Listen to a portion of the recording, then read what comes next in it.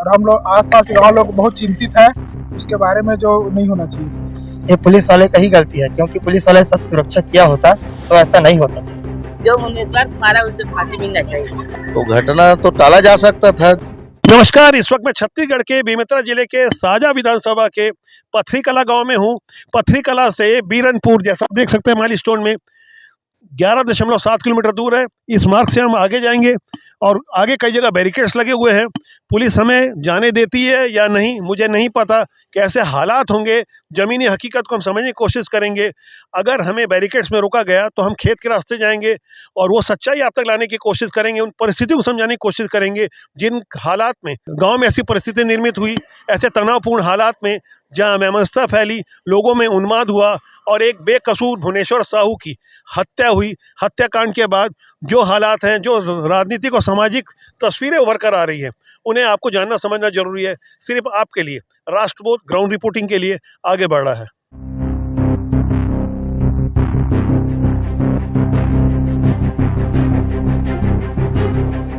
बीरनपुर की तरफ आगे बढ़ते हुए नवा गांव का ये एक रास्ता, एक गांव है। यहाँ लोग आप देख सकते हैं एनीकेट में कोई नेचुरल स्विमिंग पूल जैसा है। आम ग्रामीण हैं, उनकी भावनाओं को समझने की कोशिश करूंगा, कैसे हालात हैं ग्रामवासी हैं। आप बताइए, जो बीरनपुर में जो घटना हुई भुवनेश्वर साहू की, इस बारे में आपका क्या कहना है? आप क्या महसूस करते हैं? पर सुने तो हम लोग बहुत गलत लगी, ऐसा चीज नहीं होना रही से। आपका क्या कहना है इस बारे में, कुछ बताएंगे? जो हुआ बहुत गलत हुआ, ऐसा नहीं होना चाहिए था। उसके लिए किसको कसूरवार मानते हैं आपकी? कब से ये सारी परिस्थिति तनावपूर्ण रही होगी? ये पुलिस वाले का ही गलती है, क्योंकि पुलिस वाले सब सुरक्षा किया होता तो ऐसा नहीं होता था।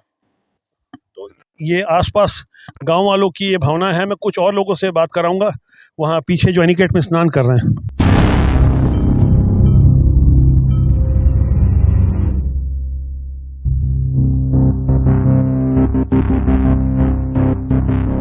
नवा गांव की सरहद से आगे ये बीरनपुर कला है। बीरनपुर कला इस तरफ है, बीरनपुर हम आगे जा रहे हैं। ये मिलता जुलता नाम है बीरनपुर का।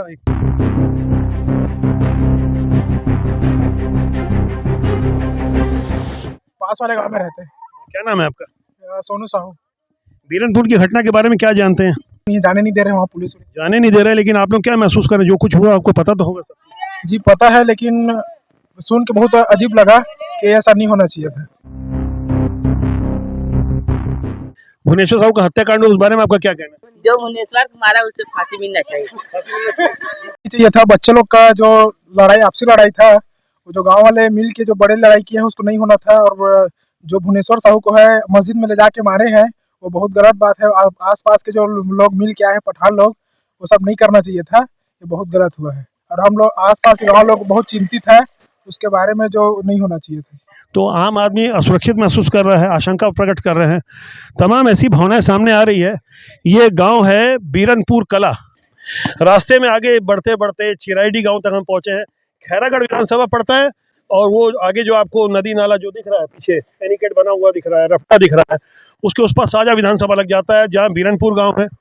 पीछे आपको एक मस्जिद नजर आ रही होगी। साजा विधानसभा के शुरुआत में गाँव के निवासी हैं चिराईडी से। क्या शुभ नाम आपका? रणजीत सिंह चंदेल। बीरनपुर की घटना के बारे में तो आपको पता होगा, जो भुवनेश्वर साहू का हत्याकांड हुआ 8 अप्रैल को, उस बारे में आपका क्या कहना है? खैर, वो भुवनेश्वर साहू का हत्या जो हुआ है वो दुखद घटना है और ये घटना नहीं होनी चाहिए थी। तो घटना तो टाला जा सकता था। चिराईडी से हम आगे बढ़ रहे हैं। ये खैरागढ़ का अंतिम जिला है, खैरागढ़ जिला। आगे जो आप देख रहे हैं रपटा बना है, इस रपटे के आगे बेमेतरा जिले का साजा विधानसभा शुरू होता है। साजा विधानसभा का ये पहला गांव है जिसे आप देख रहे हैं। पोंगिया कला गांव का नाम है। यहाँ सड़कों को आप देख सकते हैं कैसे हालात हैं, किस तरह से गांव का ये एक तट है और ये स्थिति, सामने एक मस्जिद नज़र आ रही होगी आपको और ये गांव का बोर्ड भी आपको दिख रहा होगा, जैसा इसमें लिखा हुआ है आप पढ़ पा रहे होंगे, पोंगिया कला। यहाँ से एक एक कर मैं सारी तस्वीरें दिखाने की कोशिश करूँगा कि कैसे हालात हैं, कौन सी वो सच्चाई है जिसे हमें जानना समझना ज़रूरी है। हम बीरनपुर जा रहे थे तो कोंगिया कला के एक भाई साहब मिले, अपना नाम बताएंगे? असरार खान। जो घटना घटी बीरनपुर में, इस बारे में क्या कहना है आपका, जहाँ भुवनेश्वर साहू की हत्या हुई? ये घटना बहुत दुखद घटना है, ये नहीं होना चाहिए था ऐसा। आप इसके लिए किसको दोषी मानते हैं? किसको दोषी मानेंगे सर, जिसका भी था कसूर वो तो चले गए अंदर। दुख के हालात हैं और परिस्थितियां जो भी है, मैं लोगों की भावनाओं से आपको एक एक कर अवगत कराऊंगा। आगे और कई तस्वीरें हमको मिलेगी, हम जानने समझने की कोशिश करेंगे। कोंगिया कला के मस्जिद से हम आगे बढ़ते हुए हनुमान मंदिर तक पहुंचे हैं। कोंगिया कला, यहाँ एक युवा बैठे हुए हैं। जो घटना आगे बीरनपुर गांव में हुई, आपके गांव से लगा हुआ आगे का गांव है, आपका उस घटना के बारे में क्या कहना है? परिचय देंगे, पहले अपना बताएंगे। मेरा नाम सौरभ दुआंगन है। मैं यही कहूँ, जो भी हुआ बहुत बुरा हुआ, ऐसा नहीं होना चाहिए था। और क्या कहें सर, अब हमारे गांव में भी मस्जिद है, पर ऐसा नहीं है कि दोनों हैं, बाकी ऐसा नहीं होना चाहिए था। कितनी आबादी होगी यहाँ पे मुसलमानों की और हिंदुओं की? 35 घर का मुसलमान होंगे और हिंदू लगभग वही 200-250 घर होंगे। अभी कोई तनाव नहीं हुआ? कोई तनाव नहीं है, सब भाईचारा। आगे मैं कुछ और हालात आपको दिखाऊंगा, लोगों की भावनाओं से अवगत कराऊंगा। सिलसिलेवार ढंग से हम सारी परिस्थितियों को समझने की कोशिश करेंगे। कोंगिया कला गांव में महात्मा गांधी की एक मूर्ति भी दिखी, इस हालत में है।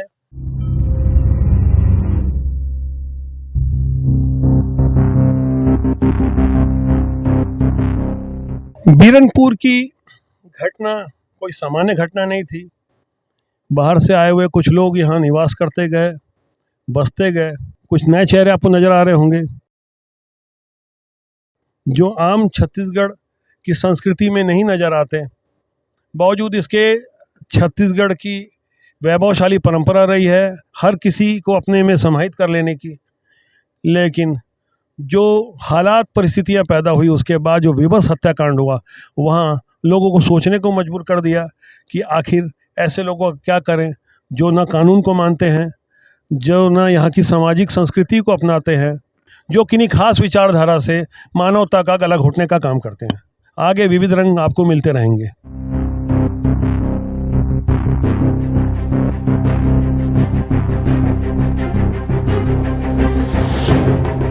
बीरनपुर जाने से पहले हमें यहाँ रोक दिया गया है। अंदर एक कोई रपटा है, हम किसी दूसरे मार्ग से जाने की कोशिश करेंगे। हमारी चर्चा हुई, उसके बाद यहाँ पुलिस के जवान भारी मात्रा में हैं, बैरिकेड्स लगाए गए हैं। हमें बताया गया मौखिक रूप से कि आईजी साहब ने मना किया है।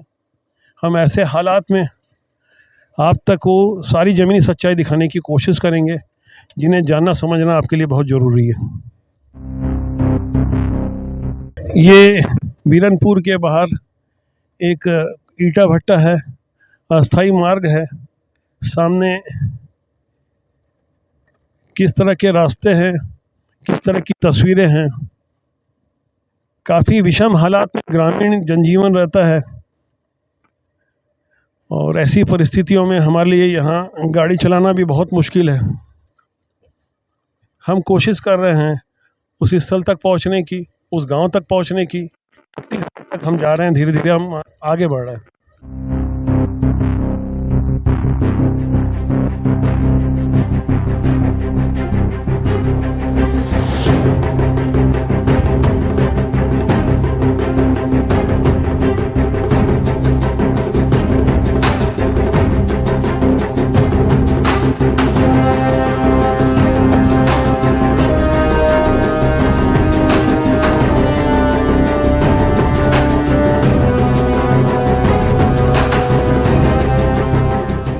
आखिरकार जैसे तैसे हम बीरनपुर के नज़दीक पहुंच गए हैं।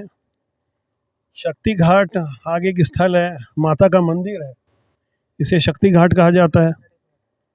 पत्थरों से रास्ता रोका गया है, लेकिन बाजू से निकलने की जगह है। कोशिश करेंगे कि हम अपनी गाड़ी से वहां जा सकें।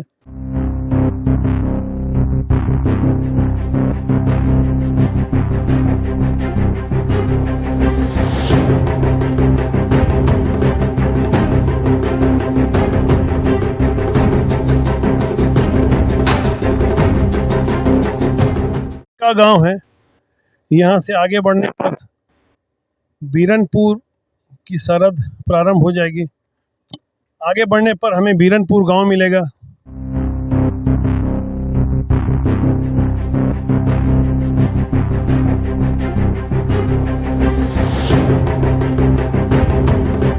ग्राम केका में भी महात्मा गांधी की एक और मूर्ति हमें नजर आई।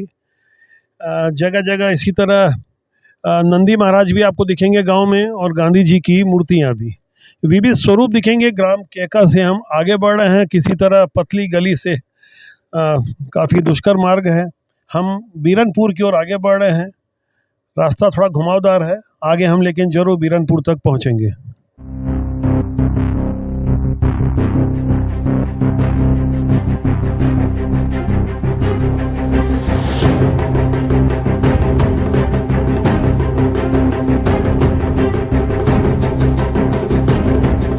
पुलिस से आवश्यक अनुमति के बाद बीरनपुर के इस बैरिकेड को पार करके हम धीरे धीरे आगे बढ़ रहे हैं। अमन शांति की यहाँ कोशिश हो रही है प्रशासन की ओर से। गजगात का कार्यक्रम है। भुवनेश्वर साहू जिसकी नृशंस हत्या की गई थी, उसके परिजनों को ढांढस बनाने भी कुछ जनप्रतिनिधि बैरिकेड्स के उस पार हैं। जगह जगह इस तरह के बैरिकेड्स लगाए गए हैं। काफ़ी मजबूत बैरिकेड्स आपको दिख रहा होगा। ये हमें बताया गया है कि मृतक भुवनेश्वर साहू का घर इसी रास्ते में आता है और आगे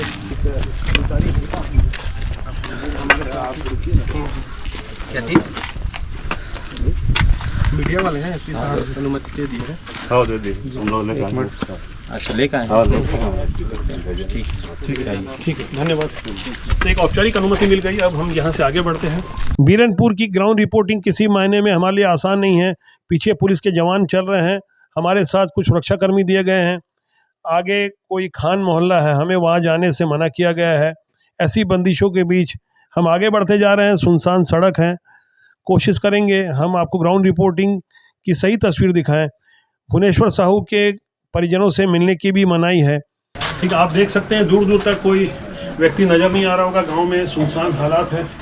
पारा 40 डिग्री के ऊपर है। गर्मी का मौसम है।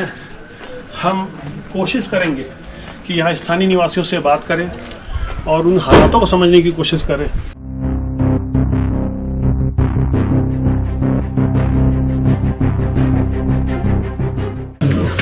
कुछ ग्रामीण हमें मिले हैं, घर के बाहर यहाँ मिल गए। हम उनसे बात करने की कोशिश कर रहे हैं। भाई साहब बताएंगे कि जो 8 अप्रैल को भुवनेश्वर साहू की हत्या हुई, उसके क्या वास्तविक हालात होंगे और अभी तनावपूर्ण स्थिति में आप लोग कैसे महसूस कर रहे हैं? क्या नाम है आपका? भवानी साहू जी, भवानी साहू।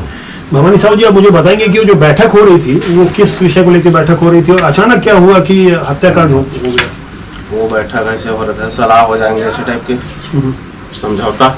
उसके बाद अचानक वो लोग क्या सोचे पता नहीं, अपने मोहल्ला साहब की पथराव उथरा चालू हो गया। टेंशनबाजी पूरे।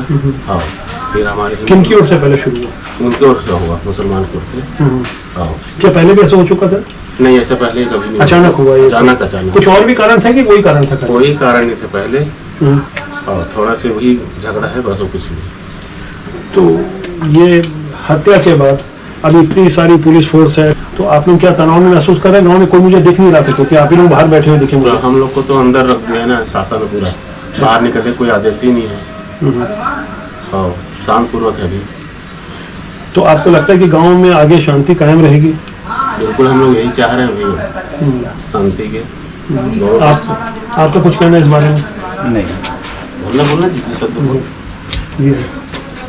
छत्तीसगढ़ का आम निवासी कम बोलता है, भावनाओं को हम समझने की कोशिश कर रहे हैं।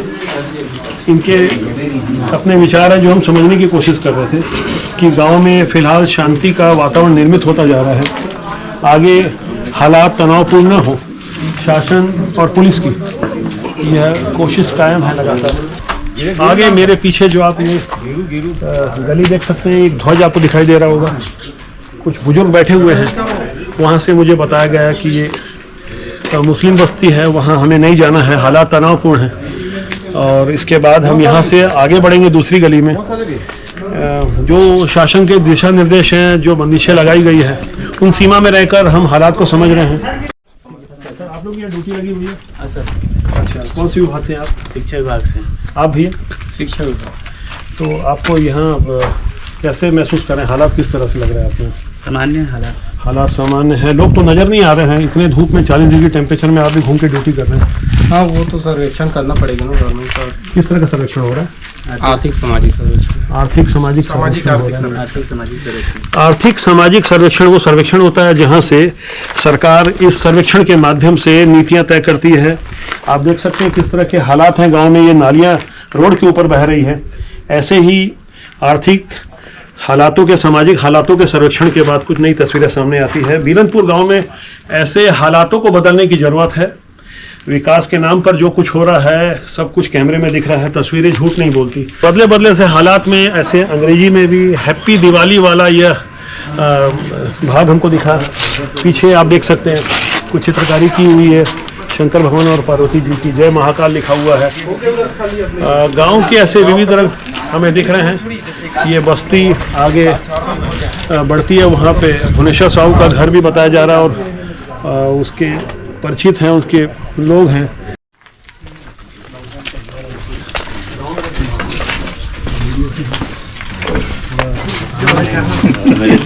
अच्छा ठीक।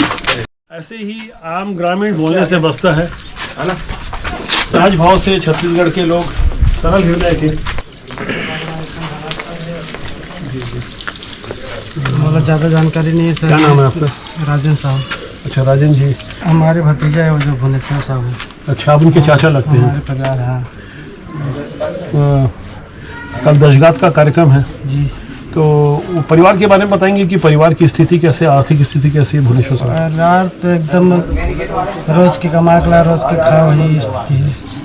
कुछ नहीं ओकर पास। गाँव वाले मन राशन पानी ला के दी से तब ओकर सब हवा थे कार्यक्रम।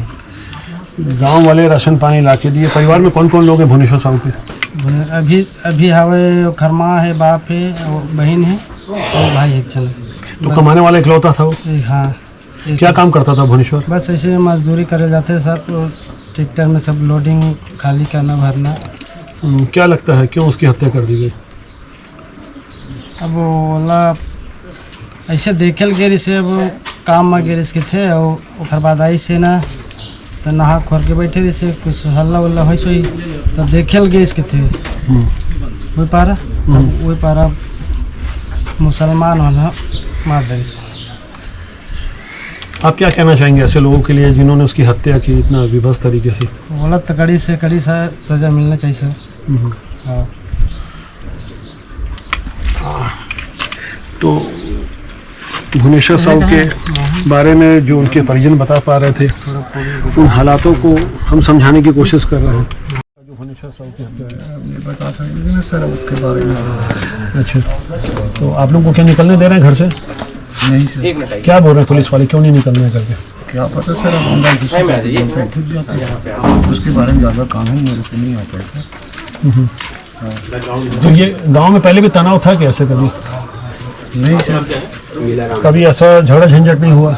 नहीं मिल के था सर, लेकिन झंझट अभी पिछले कुछ समय से था, मिलजुल के था। बीरनपुर गांव के एक निवासी हैं, ग्रामीण हैं, अपना परिचय देंगे? हाँ सर, मैं मिलर रमेश कर्मा हूँ सर। आप मुझे बताएंगे कि क्या हालात थे जो इस कारण इस तरह की परिस्थिति निर्मित हुई?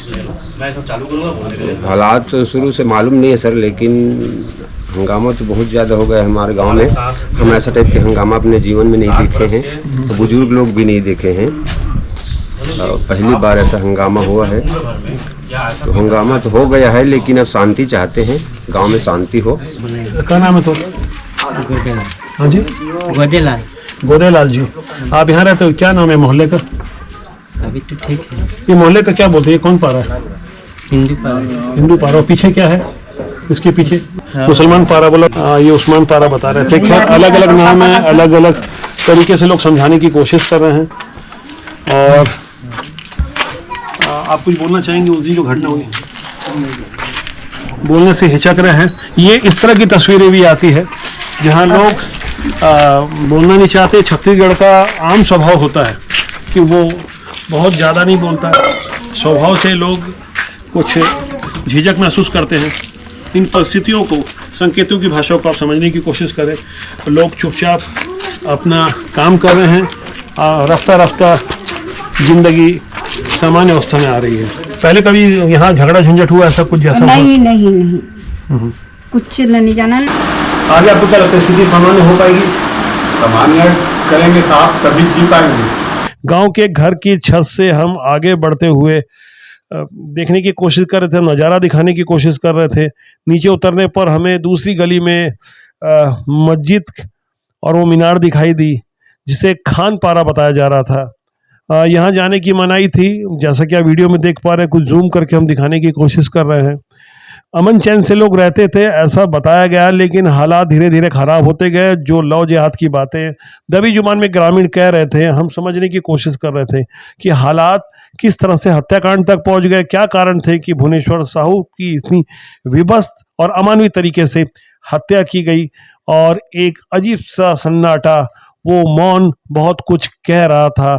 यहाँ से हम आगे बढ़कर कुछ और लोगों से बात करते हैं। गांव की गलियों से आगे बढ़ते हुए हमें कुछ राजनीतिक दलों के पोस्टर, नेताओं की तस्वीरें और भगवा ध्वज दिखाई दिया। और यहाँ जिस तरह से हालात को नियंत्रित करने की कोशिश की जा रही है, कलेक्टर, जिला प्रशासन ने दोनों पक्षों की बैठक ली, अमन शांति की कोशिश जारी रखी है।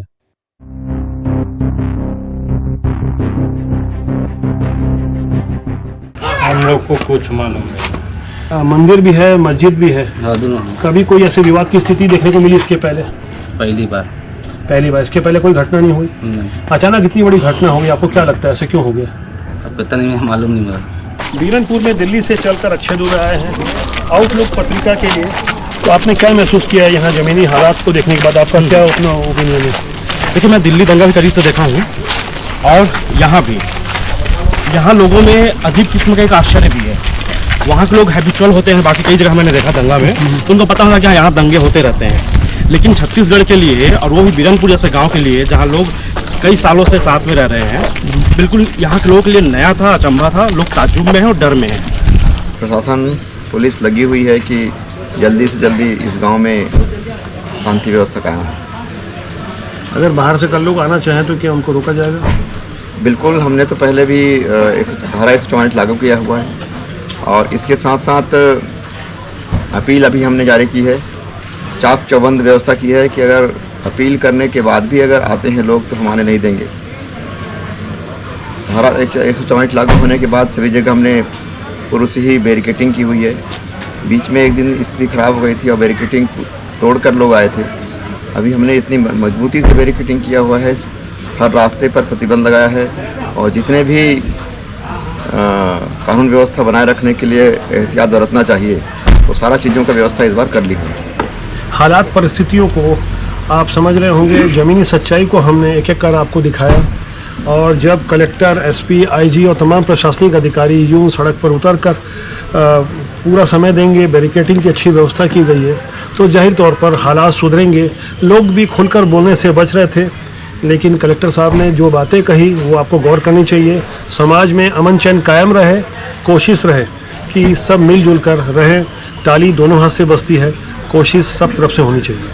सूचना सूचना सूचना समस्त आम एवं खास को सूचित किया जाता है कि ग्राम बीरनपुर सहित अनुभाग साजा एवं बेमेतरा शहरी क्षेत्र में धारा 144 प्रभावशील है।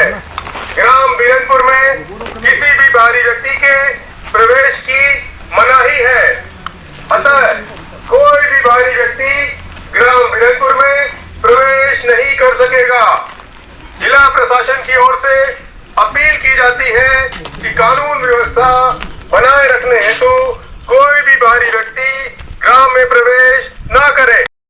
जिला पंचायत सदस्य जितेंद्र साहू, इन्होंने पीड़ित भुवनेश्वर साहू के परिवारजनों को विषम हालातों में राशन और दूसरी सुविधाएं उपलब्ध कराई। आज एक बार फिर परिवारजनों से मिलने की वो कोशिश कर रहे थे, बैरिकेड में उन्हें रोका गया। जिला पंचायत सदस्य को मिनी विधायक कहा जाता है। आप बताएंगे कि आप एक जनप्रतिनिधि के रूप में किस तरह से देखते हैं इस क्षेत्र को?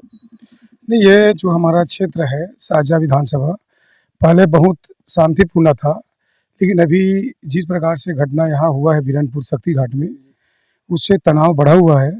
सबसे पहले तो मैं इस गांव के सभी नागरिक बंधु से निवेदन करना चाहूँगा कि आप लोग शांतिपूर्ण रहें, भाईचारा के भावना से रहें और एक दूसरे को सहयोग प्रदान करें। आप जब राशन लेके जाना चाह रहे हैं तो आपको क्यों रोका गया? क्या बोल के रोका गया आपको? जब मैं यहाँ पे मेरे गाड़ी को रोका गया। बीरनपुर शक्ति घाट जा रहा था, मेरे साहू समाज के एक परिवार के सदस्य के साथ, जो हमारे छोटे भाई भुवनेश्वर साहू, उसका निर्मम हत्या कर दिया गया।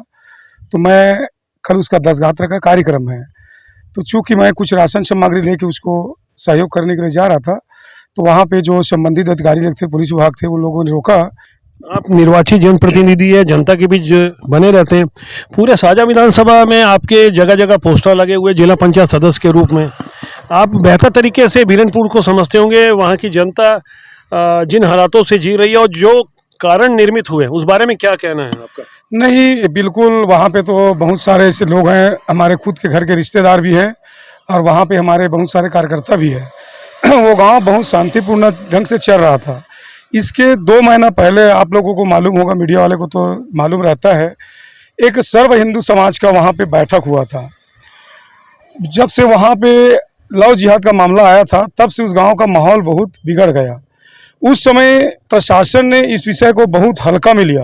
अगर उस समय प्रशासन ने अपनी जिम्मेदारी अच्छे ढंग से दिखाई होती, तो आज ये जो नौबत है वो नहीं आता। आप आगे क्या संदेश देना चाहते हैं लोगों के लिए? मुझे तो अभी तक ये समझ में नहीं आया, इस क्षेत्र के जो विधायक है, जो हमारे सरकार, राज्य सरकार के उच्च पद में बैठा है, वो अभी तक पीड़ित परिवार को संवेदना व्यक्त करने के लिए अभी तक उसके गांव नहीं पहुंचा, बीरनपुर गांव नहीं पहुंचा है, न उस परिवार में नहीं पहुंचा है। और साहू समाज के एक अभी 12 तारीख की घटना है, घटना नहीं है, 12 तारीख की कार्यक्रम है। विधायक जी को ग्राम मोतीमपुर में कर्मा जयंती में जाने के लिए समय मिल जाता है, और बीरनपुर गांव में उस पीड़ित परिवार को संवेदना व्यक्त करने के लिए समय नहीं मिलता। आप जिस तरीके से सारी परिस्थितियों को समझ रहे हैं, तमाम हालातों को समझने के बाद, मैं राष्ट्रबोध से आप सबसे आग्रह करूंगा कि कोशिश करें कि अमन चैन कायम रहे। हमारी कलेक्टर से भी बात हुई, जनप्रतिनिधियों से बात हुई, आम जनता से बात हुई, ज़मीनी हालात को आपने कैमरे के माध्यम से देखा। स्थिति सुधरनी चाहिए, संवरनी चाहिए, लेकिन हम फिर एक बार कहते हैं, ताली दोनों हाथ से बजती है। समाज में अमन चैन कायम रहे, लेकिन परिस्थितियों का राजनीतिकरण जिस तरह से हो रहा है, जिस तरह से बातों को समझाने की कोशिश हो रही है, उसमें कहीं ना कहीं मानवता पीछे छूट जा रही है। आप अध्ययन करें और इस बारे में कमेंट सेक्शन में जाकर अपनी राय जरूर दें। राष्ट्रबोध के लिए मैं पवन केसवानी आपको फिर जल्दी किसी नए अपडेट के साथ मिलूंगा। नमस्कार।